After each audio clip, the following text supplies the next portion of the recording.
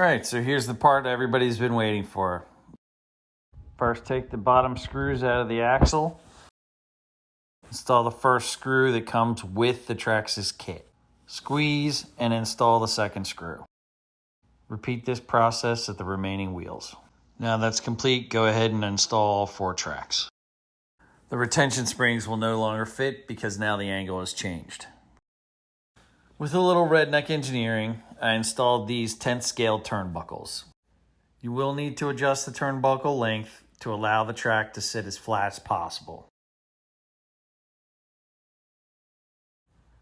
Same as the front, you'll need to adjust the turnbuckle again to allow the track to sit as flat as you possibly can.